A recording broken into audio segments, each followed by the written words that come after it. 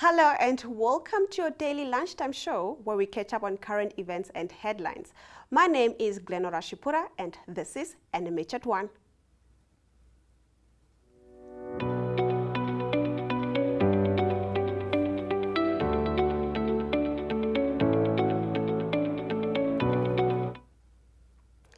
In incoming news this morning, the police in Oshodonjupa calls on hospitals and clinics around Okahanja and nearby areas to alert the police if they are approached by a male with a gunshot wound. This is after a robbery occurred around 7:30 in the morning in Okahanja at Agra.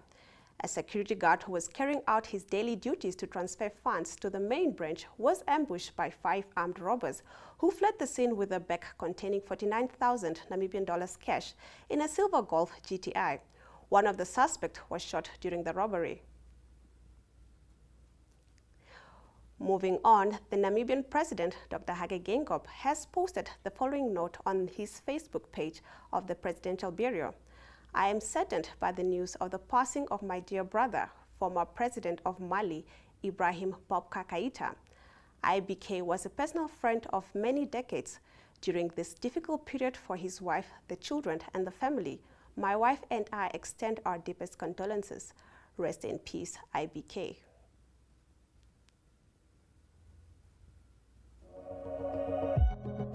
Closer than a secret. Couldn't walk away if I wanted to. I got something left to say. My fire for you won't fade away. Got nothing left to prove.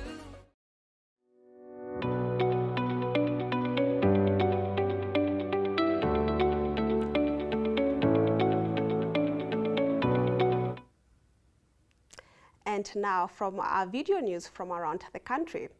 First up, the Eros Vaccination Center, in conjunction with the Health Ministry and Namibia Media Holdings, this morning moved to NMH premises down the road from the NG Church in Eros. In the video clip, NMH vaccination officer Chantel van Wyk talks about the change of venue to Windhoek Express. Yolanda Nel.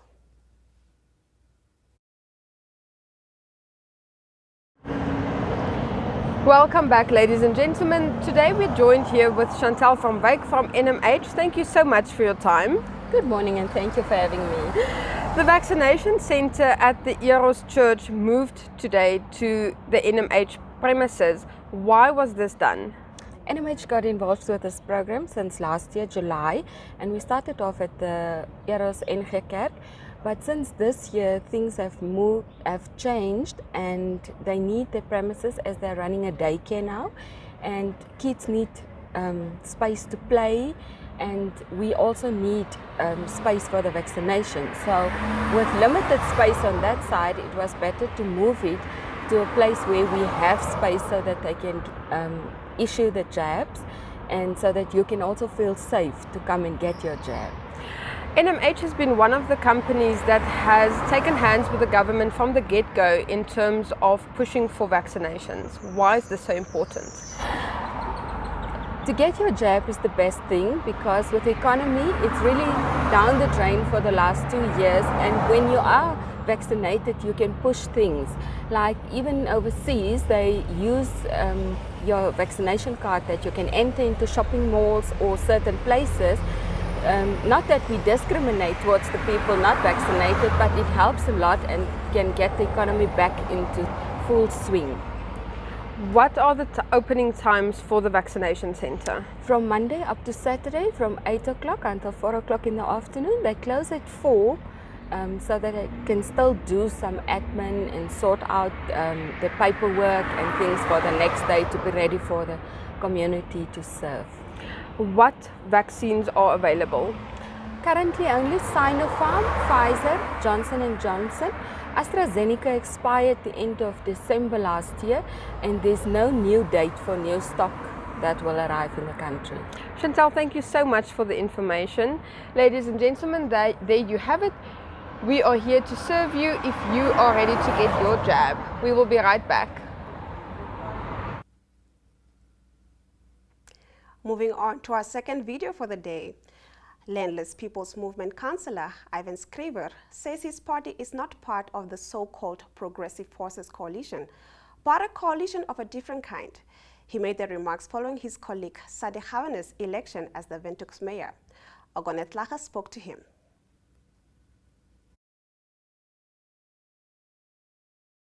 Good morning, Councillor. Have you formally joined the City of Windhoek coalition? Yes, towards the end of last year, after several stakeholders approached LPM and its leadership, the leadership, after thorough consideration and for the benefit of the inhabitants of the city of Windhoek, has decided to be part of the coalition with regards to the leadership of the city of Windhoek. Okay, so does this mean that you are part of the Progressive Forces? Well, I don't necessarily say the Progressive Forces, but let's say the coalition, because I don't know what the terms or what the other partners, why they withdrew, what the agreement was. We never formed part of the agreement, so I can't speak on behalf of the Progressive Forces. But what I can say is that LPM is part of the coalition with regards to the leadership of the city of Windhoek. And then, Councillor, second question is your stance on the closure of on the issue regarding water. What is your position? Because and have you flip-flopped? Because we understand that in the past you were for the closure of waters. What is your position for the closure of water in Windhoek as regard of with regards to COVID? What is your position now? Yeah, you see, the free water provision, that was a directive that came from the minister. The minister writes a directive to the city of Windhoek, give free water to the informal settlements, fine. In our third and final video for the day, the junior golf team of Namibia held their trials at Omeya this past weekend. Namibia Junior Golf President Adria Piener says that the team to be chosen in February will compete in Egypt in March. Elizabeth Joseph was there. Okay, I'm Audrey Pienaar. I'm the president of Namibia Junior Golf, Namibia, and I'm doing this now for the past 7 years. We are hosting 9 tournaments a year for the juniors, and what we also do, we use the tournaments, draw up a merit list for the A division, and then we choose the national team that goes to all Africa, Confederation. But this year it's going to be in Egypt, end of March. So today we had actually like trials. So the trials was today, the first weekend of Feb, and also the last weekend of February at Shimep. So from that we're going to choose the national team to go to Egypt, because last year we didn't have any tournaments that we could use for the merit list. So how the tournament works, an open tournament for the juniors consists out of A division. The A division play medal and they play from the YTs. The B division play also from the YTs, but they play Stablefit, so they're playing points. And then the C division play from the red tees and they play also Stablefit. So if you play Stablefit, you can actually pick up when you can't make points anymore. But if you play medal like the A division, you have to play till the ball's in a hole. So it can be from a par to a triple bogey. It depends on how the player plays. And then the player for today played 77, that's Willie Els, so he's leading today in the tournament for the A division.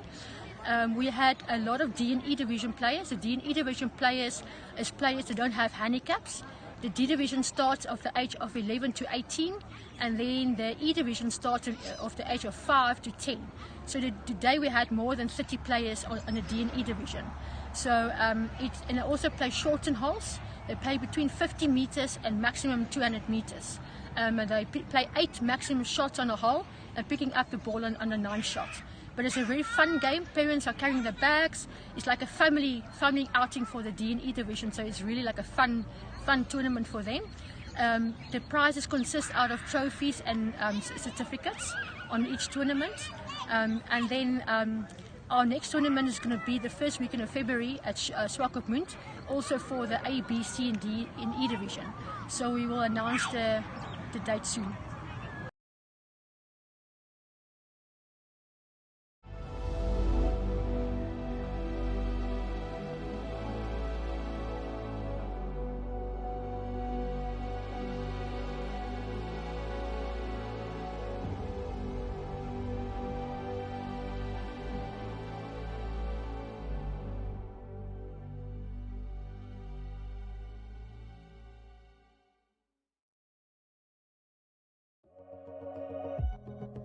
closer than a secret. Couldn't walk away if I wanted to. I got something left to say. My fire for you won't fade away. Got nothing left to prove.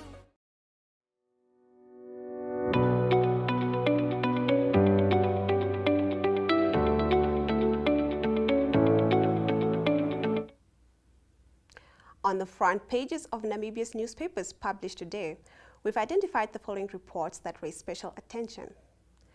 The Algemene Zeitung leads with an article describing the urgent plight of the unique Namibian wildlife asset known as the desert lions. These animals are a phenomena that is only found in our country, yet it seems as though they are unable to save these animals from a combination of factors like starvation, retaliatory killings, and poisonings by farmers. Gender bias and disrupted dynamics through the absence of males, removal and/or translocation of starving lions, while these animals stand accused of livestock predation, sterility in some cases, possibly due to inbreeding, as well as the culling of the so-called problem lions, have also had a debilitating, destructive effect on the desert lion. Urgent action is required if we want to save them. On the front page of the Republican leads with the rain situation in Namibia. After a weekend that saw plenty of rain in the country, especially the south, where authorities issued a warning against flash flooding, while the sluices of Nature Dam were opened yesterday afternoon. In the meantime, Africa Rail has been in the news with a train that has been in an accident between Gabes and Skashkalskupe in the south. It was on its way to Lüderitz with a consignment of manganese from the Northern Cape. The Namibian Sun on page 1 leads with an article about the cost of education in the country, asking the question why school fees for private schools are not regulated by the state. The Deputy CEO of the Ministry of Education is quoted as saying that private schools should be of no concern for now, as they function well on their own. Instead, there should be a focus on pooling resources so as to improve the plight of the government schools. The Namibian makes a very strong statement in its lead article today. 1.6 million Namibians living in poverty. Considering that Namibia's population is approaching 2.6 million, that will imply that more than 60% of the population is rated as living in poverty, according to a World Bank report. The Landless People's Movement, LPM, features on the front page of New Era today, after the party recalled one of its councillors that represent the LPM, Sydney Shakana. The representative has been accused of not having followed the party's line when he voted in favor of the town cutting water supply to some of its residents that are in areas with their municipal accounts. The Market Watch has an interesting report that elaborates on an assessment that is being conducted by the Global Finance magazine. According to their scorecards used to assess governors of central banks in 100 countries, the governor of the Bank of Namibia, Johannes Gavasep, scores a D+, and thereby is ranked as one of the 5 worst governors assessed under this system. It is the worst rating Namibia has ever had in this regard. On the front page of NMH supplement of Sport Rep, you can read up about Namibia's top-ranked amateur golfer, Likius Nande, who is organizing a fundraiser that will hopefully allow him to compete in the international arena.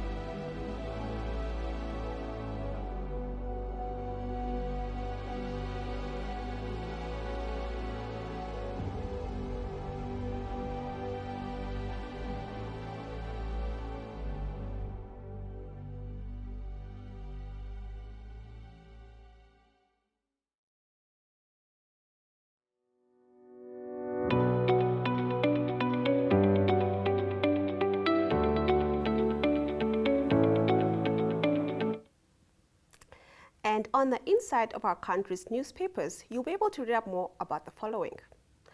On its page 3, the Allgemeine Zeitung brings an update about the murder case of Shannon Wasserfall.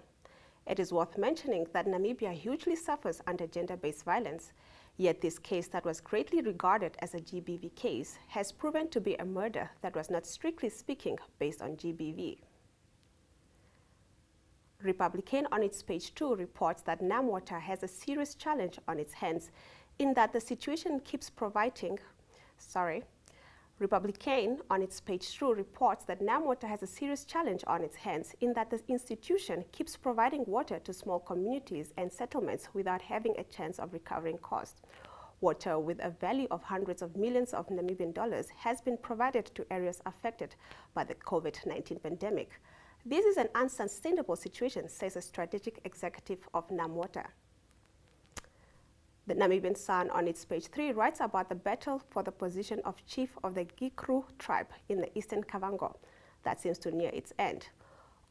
Although there were 3 persons that competed for this post, it seems as though the regional governor for Kavango East, Bonifacius Wakodumo, has only sent a letter of recommendation for one of these candidates to the relevant line ministry. He is thus exclusively backing Bartholomeus Arufita Kayakoa.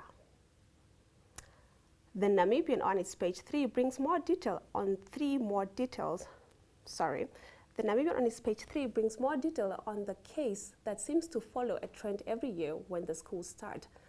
Many schools follow one or other ritual when welcoming new grade learners to the high school environment. Once again, a school lands itself in trouble in the process. This time, it is the lawyer, Richard Metcalf, that has written a demand to Namib High School, urging them to stop with these rituals that saw a number of pupils having been treated inhumanely. On its page 3, the New Era brings an article about the Kora case, which has seen the NTB taking the organizers of the Kora All Africa Music Awards to court for the recovery of 23.5 million Namibian dollars prepaid and lost to NTB as the event never took place. The judgment has again been postponed, this time to the 20th of January.